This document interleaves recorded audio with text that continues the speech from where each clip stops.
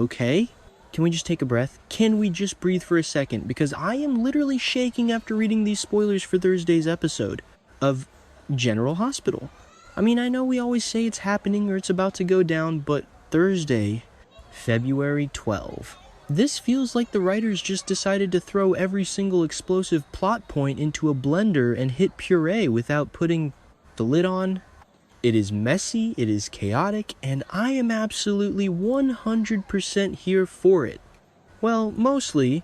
There are some things that make me want to throw my remote at the TV, but we'll get to that. Let's just dive right into the deep end, shall we? Because I cannot keep this inside anymore. Curtis Ashford. Sir, what are you doing? So, Curtis is making an admission to Jordan. Spoiler alert, he thinks he made a tactical error. You think? I mean, come on. He's telling Jordan, of all people Jordan, the woman he divorced, because she kept secrets, that pushing Portia so hard for this paternity test might have been a bad move. You think? Because let's be real, Curtis has this habit of demanding the truth like he's the morality police of Port Charles, but he never stops to think about the blast radius. He's worried it's gonna bite him. Yeah, Curtis, it might. If that baby isn't yours, you just blew up your fragile truce with Portia and probably alienated Trina again for nothing. And looking at Jordan's face in these spoilers, she is not pleased. And why should she be? She's been the grown-up in the room for years now. She accepted Trina, she accepted the messiness of the past, but now Curtis is dragging her into the what-if of a new baby. I love Curtis, I really do. He's smooth, he's cool, he's usually the guy you want on your team. But when it comes to paternity issues, the man is a walking disaster zone. Remember how he handled the Trina reveal? Exactly. And now he's realizing that maybe, just maybe, bullying a pregnant woman into a DNA test while she's stressed out wasn't the tactical genius move he thought it was. But you know what? As frustrated as I am with him, I kinda love that he's admitting it to Jordan. Because Jordan knows him. They have that history.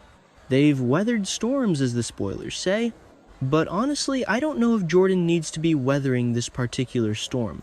Let the man clean up his own mess for once. But no, it's General Hospital. So Jordan will probably end up being the emotional crutch he needs while he spirals about whether he's a daddy again. Portia Robinson and the DNA drama too. Lean. Speaking of messes, can we talk about Portia? Oh my god, Portia. I want to root for her. I really do. She's a doctor, she's Trina's mom, she's smart. But why are we doing the secret paternity dance again? I feel like I'm stuck in a time loop. She's finally decided to get the test done. She tells Isaiah again, and it's time to face the truth. Good. Great. Fantastic. But then I read the part where she's worried about the consequences with Trina and my stomach just drops. Because we all know what happens when Portia gets scared. She lies. She hides things. She rationalizes that it's for the best. The spoilers ask, will she be able to tell the truth? Or will she change the results? Don't you dare, Portia. Do not change those results. I swear, if we go through another 2 years of a hidden paternity storyline because Portia decides to play God with the lab results, I am going to scream, we just did this. We just healed the wound with Trina. If that baby turns out to be Isaiah's and she fudges it to keep Curtis close, or vice versa, it's unforgivable. It's actually unforgivable this time, but I have a sinking feeling. I mean, look at the setup. Isaiah is there looking all supportive. Curtis is there looking all regretful. The tension is high. It's the perfect recipe for a last-minute switcheroo. And frankly, I'm terrified. I just want Trina to have a normal family life for 5 minutes. Is that too much to ask? Apparently in Port Charles, yes it is. The Wyndemere situation is giving me anxiety. Okay, moving on to the spooky castle on the island. Wyndemere used to be the place for dark gothic romance. Now it's just Villain Central. We've got Marco Rios warning his dad Jen Sidwell about Carly.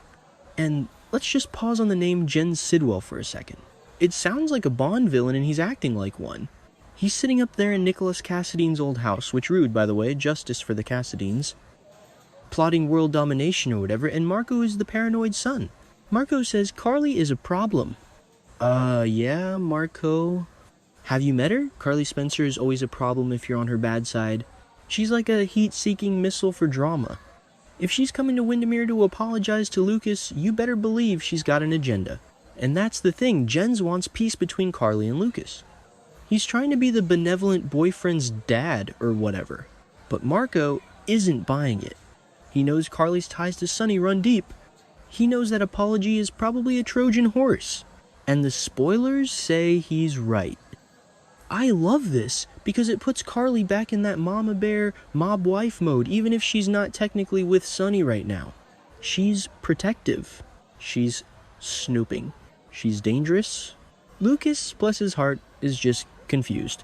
He's like, why is my sister suddenly being nice about my boyfriend? Oh, Lucas, you sweet summer child.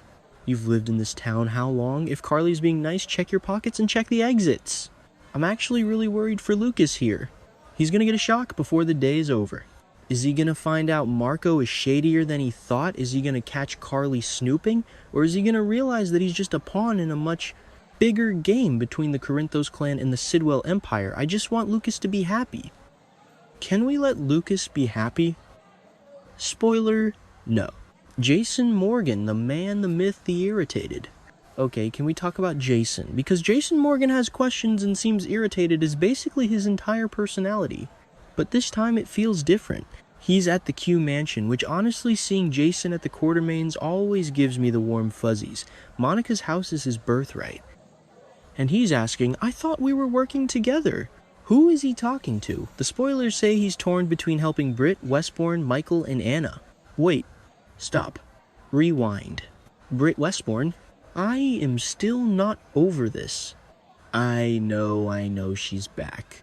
But every time I see her name in the spoilers, I get this jolt of electricity. The Britt Westbourne. The Britt who died in Liesel's arms saving Joss from the hook.